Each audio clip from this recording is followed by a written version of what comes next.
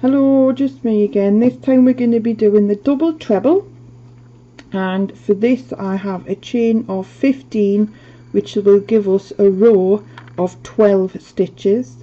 So the very first stitch actually consists of the first 4 chains in this particular row. So when we put our first stitch into this chain, it's going to be in this 5th chain from the hook. Again, if you're not confident of finding that without using a stitch marker, put a stitch marker in now. So what we're going to do for this particular stitch is put yarn over once, then yarn over twice to effectively create 2 false loops, and then we're going to insert our hook into the 5th chain. So that's 1, 2, 3, 4, 5. So we insert in there. At this point we pull up 1, yarn over through 2, yarn over through 2, yarn over through 2, and you'll see that this is a considerably larger stitch than the double crochet. I'm just going to do another stitch, so you're wrapping the yarn around the hook twice, not too tightly, into the next chain, pull up 1, so we now have 4 stitches, yarn over through the first 2, yarn over through the next 2, and yarn over through the final 2 to complete your stitch. And at this point I'm now going to find the 4th chain on the top of the turning chain so that we can identify that for our return journey. So if I just give it a bit tug, you'll see that that is chain 1, that is chain 2, that is chain 3, so it's the very next chain we need to put this stitch marker into, and that again ensures a nice square edge. So once that's in, we can continue towards the end of the row. So yarn over twice, insert your hook into the chain, pull up 1, yarn over through the first 2, yarn over through the next 2, yarn over through the last 2 to complete. So yarn over twice, hook in to your chain, pull up 1, yarn over through 2, yarn over through 2, yarn over through 2, and that completes the stitch. So I'm just going to complete to the end.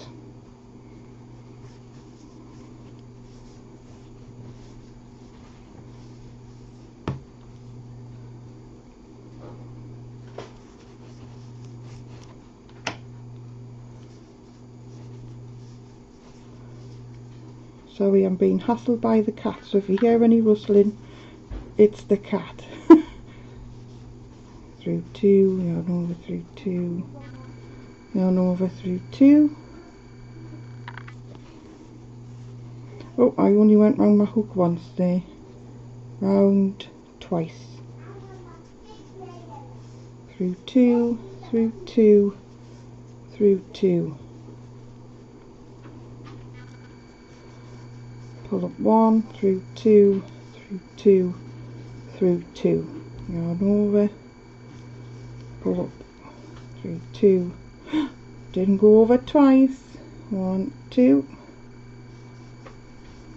through 2, through 2, through 2, and one final one in the end. Through 2, through 2, through 2. And as I've said in all previous videos, ensure that your slip knot closes with your short tail, and then you can close that gap up. So now we need to start our next row. So we need to chain 4. So that's 1, 2, 3, 4, and then we're going to flip our work over.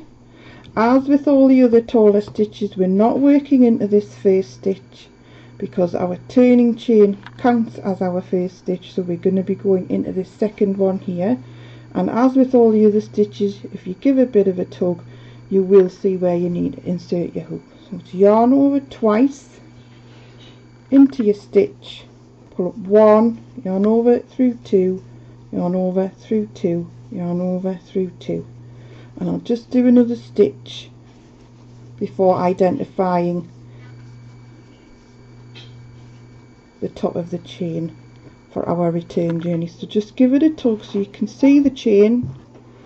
So it's 1, 2, 3, 4. So I'm going to insert this stitch marker in that top chain there for our return journey. So yarn over twice, and I'll just complete this row to the end and show you the last stitch.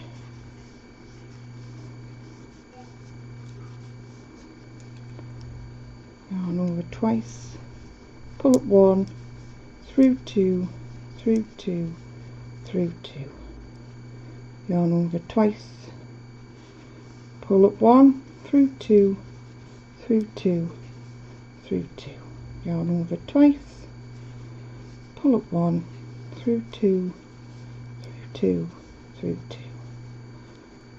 As I said in the very first video, I think you may start singing rhymes in your head when you're learning new stitches, just to get yourself used to what you need to be doing. Now at this point, as I have with the others, I will count to show you that you really do need to make sure you go into that last stitch. So turning chain is 1, 2, 3, 4, 5, 6, 7, 8, 9, 10, 11. And again, just for ease, I'm going to just swap my hook to a smaller one. So yarn over twice. Ooh. Even with a smaller hook, it can be a little bit awkward. Pull it in, pull up. This might be a bit more difficult to swap hooks, so you might need to just tug on those 2 false loops to keep them as they are. So insert 1, wrap it around to make sure you have got 2. Put your pulled up stitch through, yarn over, through 2, yarn over, through 2, yarn over, through 2. And again, if I take this out,